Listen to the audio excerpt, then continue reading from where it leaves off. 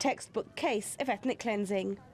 But over the past year, they've been facing a new threat. I did not want to go back. Last time they killed many of my relatives and our villagers. I'm afraid to go back. Repatriation talks between Bangladesh and Myanmar began in November last year. But plans to return some Rohingya in January were cancelled over international concerns about their safety. The two countries came to a similar agreement in October, with repatriation plans for the first group of just over 2,000 refugees set for November. But these too were cancelled.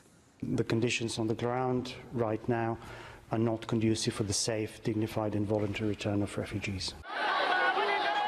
Fear of repatriation led to protests inside refugee camps, and there were even reports of several suicide attempts.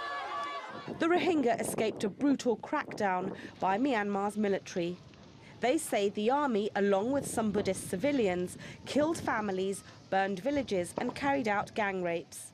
Myanmar has denied most of the accusations. It says its security forces were battling what it describes as terrorists. But in August, a UN investigation accused the Myanmar army of genocidal intent.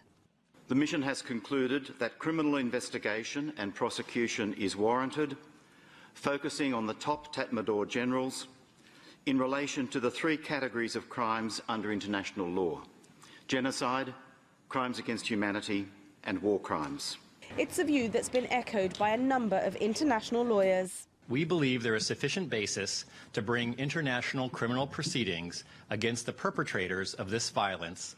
The EU, US and other countries have imposed financial and travel sanctions on several top Myanmar military officers accused of overseeing the violence. And Myanmar's leader, Aung San Suu Kyi, has been stripped of numerous awards, including by Amnesty International. The Rohingyas' demands are simple. These stateless people want their citizenship reinstated, equal rights and assurances of safety. So far, none of this has been addressed. Until it is, they're likely to remain what the UN describes as one of the most persecuted people in the world. Shamim Chowdhury, TRT World. Well, we're joined now by Tun Khin. Tun is president of the Burmese Rohingya organisation here in the UK, also international coordinator of the Free Rohingya Coalition. Thank you for coming into the studio. For months now, Myanmar has said it's ready for the repatriation process to begin. Bangladesh clearly can't handle hundreds of thousands of people. It's a land-poor country. It doesn't have the resources to provide what these people need. And they're still stuck in Bangladesh. Why aren't they back home?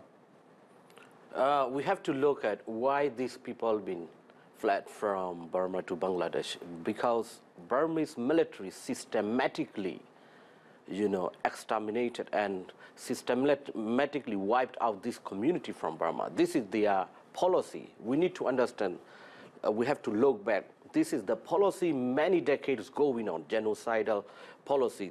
They want to get rid of these people from Arkhana state. So Burmese military and government systematically clear of this community from Burma. So they have no intention to bring back. Because of international pressure, they just want to show up to the international community, oh, we are taking back some people. This is just a kind of show, so they have no willingness to bring back. They have no willingness to restore their citizenship rights and ethnic rights and others at all. So this is systematically they are perpetrating genocide against Rohingya. This is what's going on. Genocide is even still, until today, ongoing there.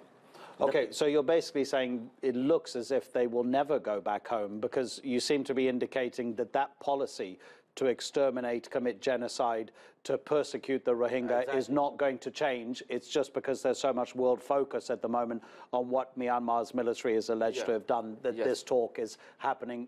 So you just think it's lip service? Yeah, this is lip service. We need to understand that without international intervention, there is no way Rohingya can return back. Without international protection, there is no way Rohingya can survive in Burma. You can look at 500,000 Rohingya remain in Burma today. Every day, Rohingyas are being killed by Myanmar security forces and military. This is going on every day. They have denied aid access, denied medical aid access, denied to go to get food from the market, and they deny to go for fishing and paddy field. They systematically, they're doing every day. It's going on 1 year over now.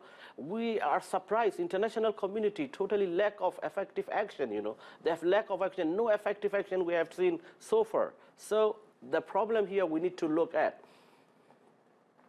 some like-minded countries who are willing to protect Rohingya, who can help Rohingya. This is time, because we have seen UN Security Council event, UN fact-finding mission, Mazuki chairman, he mentioned what genocide is ongoing in Burma in October 25th this year.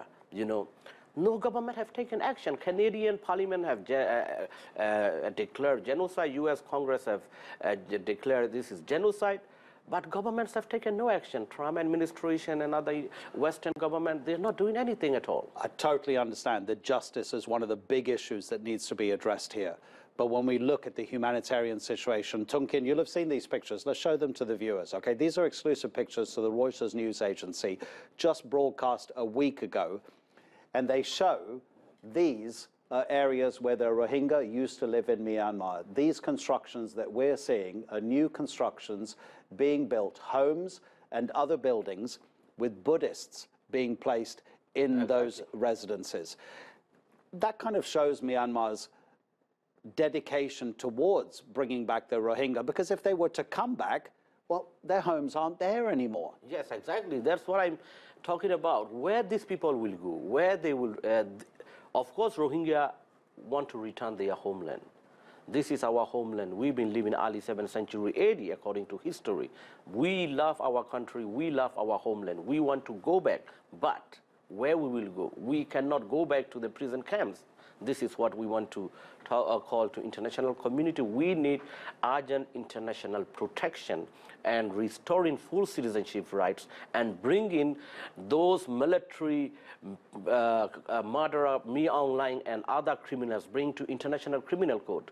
So we have not seen proper action at all. This is very shocking. It's 2008 ending now. It's been 1 year and 3 months now. We have not seen effective action. Security Council been set down 3 times. We have not seen, as a resolution yet. This is very surprising. So this is important. Turkey and other, like-minded countries, need to step up to protect the Rohingyas. This is very important. Otherwise, these 500,000 Rohingya who are, trapped in Burma now, these people will be killed or people will be fleeing to any other country. Tun Khin, thank you for coming. The program has ended. Thanks.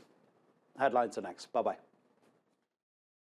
This January on TRT World, Compass is in Doha to meet the women filmmakers who are changing the face of Qatar's culture scene. Beyond the Game brings you the latest football from the 2019 AFC Asian Cup in the United Arab Emirates. And we will take you courtside at the Australian Open Tennis Tournament. Showcase goes to the Hermitage Museum in St. Petersburg for a glimpse of the 200-years-old collection of the Institute of Oriental Manuscripts. We will also bring a bit of magic and history from New York's oldest magic shop, and artisan guitars made from the wooden